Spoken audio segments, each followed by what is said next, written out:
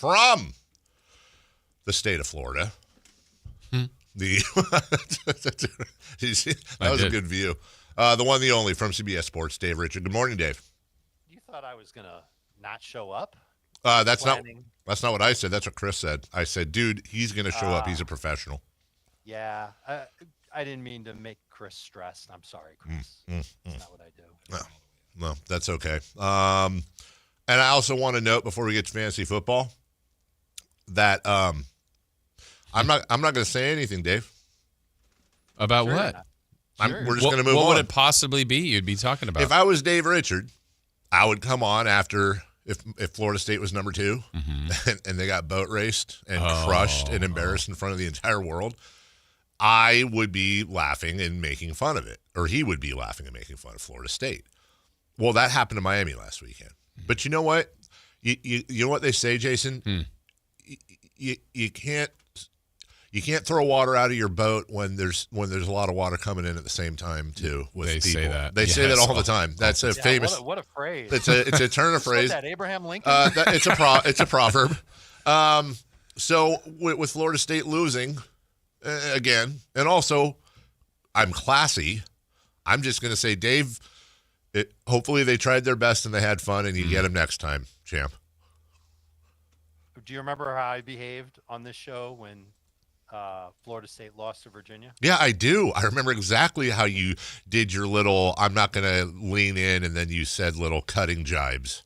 Yeah. So by all means, you should do those things, and I still expect you to do those things. The Hurricanes played poorly. My theory is Carson Beck is playing hurt because the play calling was like the same type of play calls that you would call for an 8-year-old in a Pee Wee League game. Wow. It's also Louisville. It was terrible. But here's the difference. If the Canes win out, this was a blip on the radar. If they win out, they're national champions. If Florida State wins out, they play in the Pop-Tarts Bowl. It's the Poland Weed Eater Pop-Tarts Bowl. I'll have you know. I have a question for you that I wanted to start with. That's kind of a non-specific, but it's a philosophy question. Great, yes. I know you do. And it's where we bond. Is there any strategy when you're drafting? Is there at any time, whether it's by accident or planned, are you a put all your buys in the same week guy? Are you I'll check my lineup or I'll check my draft 7 rounds in, and if I happen to have a lot of buys in the same week, I might lean there. Do buys factor into your drafting at all? When I was drafting back in August, and I would notice that I would have multiple players with the same bye week, it really didn't faze me then, because I'm just of the theory of, I'll figure it out later. That's a problem for 8 weeks from now. I don't have to sweat that. And I really detest the idea of passing on a really good player because he's got the same bye week as another really good player on my team. I'm trying to collect really good players. That's kind of the goal here. And so if I end up getting, and this has happened to me in a number of leagues, a lot of Rams, a lot of Lions, a lot of Jackson Smith and Jigba. If I've got those guys on a team, they're not playing this week. I'm going to do my best to replace them. If it means starting the likes of Marvin Mims and Xavier Leggett, so be it. It's just the way the cookie crumbles, and I might lose, but I'm gonna try. Imagine being undefeated or 6-1, and you have a bunch of guys on bye in week 8, and you just take the L. I mean, that's a possibility. But not only are you taking the L, you're also not scoring a lot of points, and that's usually the tiebreaker for playoff spots later in the year. So imagine if that costs you a bye. Imagine if your team crumbles and it costs you the 6th seed in your playoffs or in your fantasy league. So I try and stay competitive no matter what. But man, the NFL made it really tough this week with 6 teams on bye and a lot of the teams having some very good wide receivers. And the rankings look weird. Like you go and you look at the rankings, and Wan'Dale Robinson is a top 24 receiver. Wow. And Alvin Kamara, for as sucky as he's been, he's still a top 24 running back. Like there are some dudes missing. And it just makes the rankings just seem very off. Yeah, as we're talking with Dave Richard, not only the rankings, Dave and I were just talking about the actual games itself, and I know they never play out quite this way, but there's so many large point spreads. Seems like some unbalanced games ahead. Just you've already kind of alluded to it. I guess the rankings are weird. Is this just going to be feel like a weird fantasy week? I mean, it's every week, Jason. It's been a weird fantasy week. There have been very few weeks this season where everything goes according to plan, and that's kind of the beauty of football, is that you can expect one thing to happen, and then the unexpected happens, and it either brings joy or tremendous pain. Yes, I benched Kamani Vidal in a number of leagues. Yes, that stinks. But it's just the nature of the beast, and obviously point spreads, they're designed to try and make games a lot more competitive and even up. Sometimes they're designed to take your money because they load up one side kind of a funny looking way because they expect money to come in so heavily on one side. And then when that happens, it's the other side that invariably ends up winning. And somehow these casinos and sports books makes a lot of money, but that's a subject for a different time.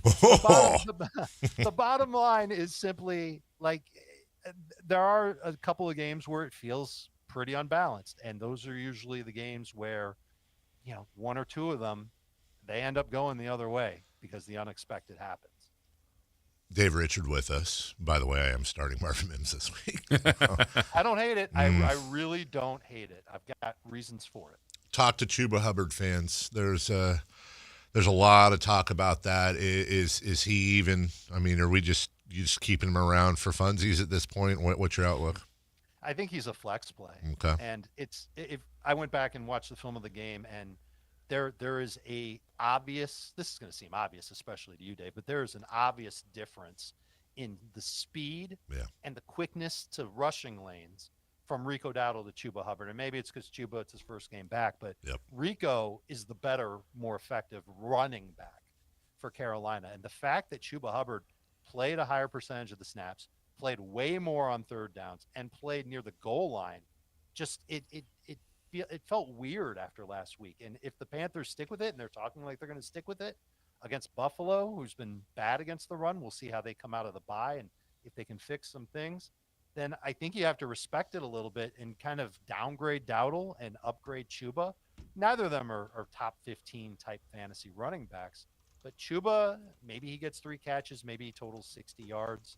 That's a decent flex play. Again, we're missing a lot of running backs because of the buys and other injuries and stuff like that. Dave, as far as 49ers-Texans game, who are your starts, and obviously McCaffrey, but who are your starts and sits in that game? Kittle's is must start too. I know everybody's really ticked off that he had 0 catches in the game, but he played a lot of the game.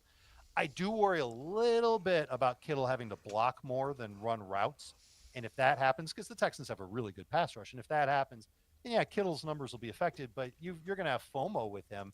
I can't recommend starting Cade Otton or Dalton Schultz in the same game, or a Browns tight end over George Kittle. You know what he's capable of doing. Plus, it's National Tight End Week, and usually when it's that, George Kittle ends up coming through for fantasy manager. So I'm going to start him. I am staying away from the 49ers receivers, A, because they seem unreliable from week to week, not a lot of consistency, and B, the Texans have some great cornerback play.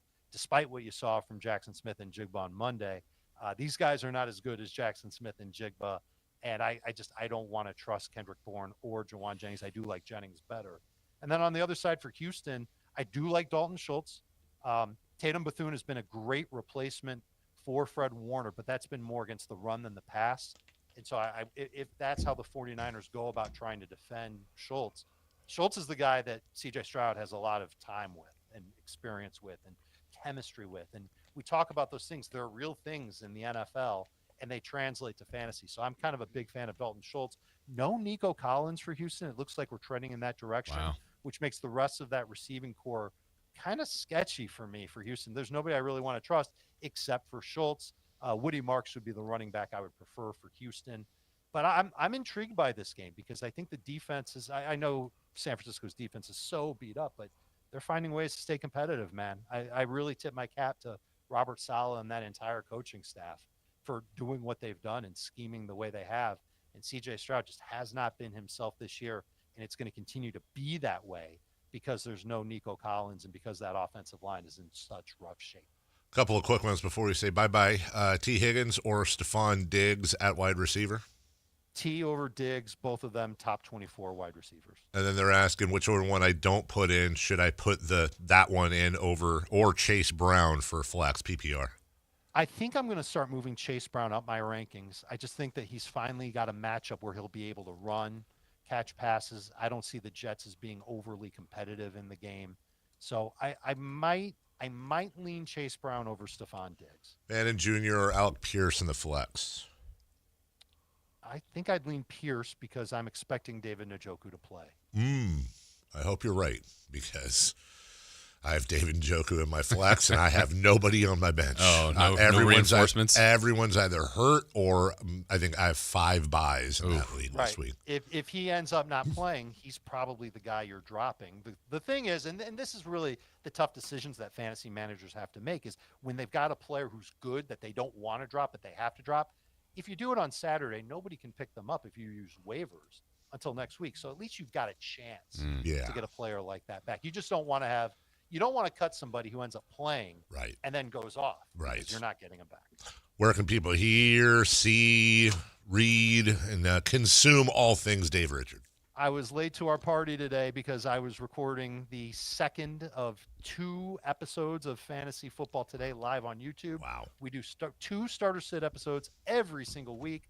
We touched on the 49ers and the Texans. We touched on every game. We talk about every player. We help everybody set their lineups as best as we possibly can with the information and data that we have. You can only find it on YouTube. Search for Fantasy Football Today. Like it, subscribe it. Both are free. And then you've got access to our minds for the rest of the season. That's so good. You want to have that access. Good luck against Stanford. You kind of do. You do? Yeah. 100%. Miami hosts Stanford this week. Miami will do their best. Stanford will write an essay at them, and we'll see who wins.